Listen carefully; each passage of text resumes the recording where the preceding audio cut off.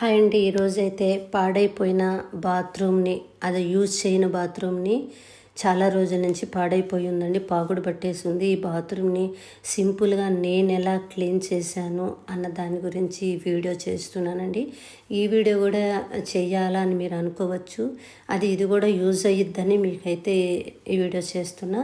First అయితే నేను దీనికోసమైతే తీసుకున్న ఐటమ్స్ చాట తీసుకున్నా, బ్రష్ తీసుకున్నా, క్లీనర్స్ తీసుకున్నా, తర్వాత ఫ్లోర్ క్లీనర్ కూడా తీసుకున్నా, బ్రష్ తీసుకున్నా, టాయిలెట్ బ్రష్ తీసుకున్నా.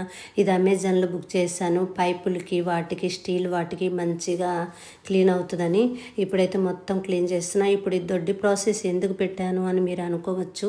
రంజాన్ పండుగ వచ్చేసింది కదండి, మేము ఇల్లు క్లీనింగ్ పనులన్నీ చేస్తూ ఉన్నాము. దానిలో ఇదొక భాగంగా బాత్రూమ్ కూడా చేశాను. ఎందుకంటే మాకు చుట్టాలు వస్తారు, వాళ్ళందరికీ మళ్ళీ వాడుకోవడానికి ఇంకో బాత్రూమ్ ఉంటే బాగుంటుంది అనిపించి వాడని బాత్రూమ్ని కూడా క్లీన్ చేయాలి అని అయితే ఈ వీడియో చేస్తున్నా. ఈ బాత్రూమ్ కడిగే వాళ్ళు దొరుకుతారేమోనని చాలా రోజుల నుంచి సెర్చ్ చేశాను, కానీ ఎవరు దొరకలేదు. ఇంకా నాకు తప్పలేదనమాట. నేనైతే నాకు చేత అయిన వరకు ట్రై చేశానండి. మరి ఎంతవరకు సక్సెస్ అయిద్దో మనకు తెలియదు. చాలా పాకుడు పట్టేసింది. మరి బాత్రూమ్ని క్లీన్ చేయాలంటే మామూలుగా అటు కాదు. ఇదంతా నేను 3 hours దాకా చేశాను. మీకు కూడా యూజ్ అవుద్దని అయితే చేస్తున్నా. ఇదంతా కూడా ఈ క్లీనర్ అయితే ఫ్లోర్ క్లీనర్ వేసి ఒక 5 నిమిషాలు అయితే నానపెట్టేసి బ్రష్లతో రుద్దాను. తర్వాత చాలా రకాలుగా ప్రయత్నించాను. అంటులతో పీసుతో కూడా రుద్దాను. లాస్ట్కి ట్రై చేసి మీరు కూడా ఇంట్లో ఇంత పాడైపోయే వరకు బాత్రూమ్ని అయితే పెట్టవద్దు, తర్వాత చాలా ఇబ్బంది పడాలన్నమాట. నేనైతే పెయింటింగ్ వేసే వాళ్ళ దగ్గర ఈ బ్రష్ అయితే ఒకటి తెచ్చుకున్నానండి. ఆ బ్రష్తో కూడా నీట్గా అదంతా చాలా వరకు రుద్దాను అనమాట. గీకాను. అదంతా గీకి గోడ మీద ఉన్న పాకుడిని కూడా నానపెట్టేసి బ్రష్తో రుద్ది పైపైన కడిగేసిన తర్వాత ఆ బ్లేడ్తో దాన్ని మళ్ళీ గీకాను అన్నమాట.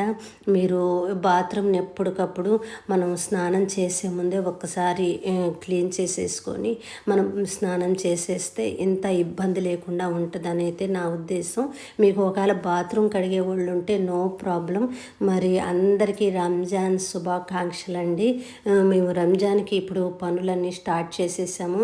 లాస్ట్కి అయితే నీట్గా ఎట్లాగొట్లా నాకు చేత అయిన వరకు అయితే క్లీన్ చేసేసానండి. ఒక 100లో ఒక 90% అయితే బాత్రూమ్ని నేను క్లీన్ చేసేసాను. ఈ షింకులతో సహా నీట్గా చేశాను. పైపులకైతే నేను బుక్ చేసిన వాటితో చేస్తే చాలా నీట్గా పైప్ అనేది తళతళ మెరుస్తుంది.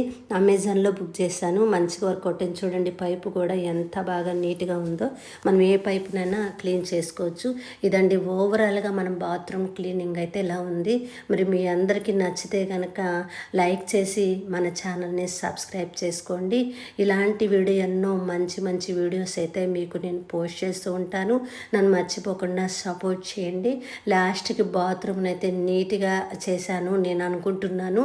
ఇంకా 2 times 3 times అయితే ఈ బాత్రూమ్ చేయవలసి ఉంటుంది. ఈ టైల్స్ కూడా అంత బాగలేవన్నమాట. దానివల్ల ఎక్కువగా దానికి మోడల్ రావడం వల్ల కింద ఉన్న టైల్స్కి ఎక్కువ త్వరగా పాకుడైతే పట్టేస్తుంది. బాయ్ ఫ్రెండ్, మంచి వీడియోతో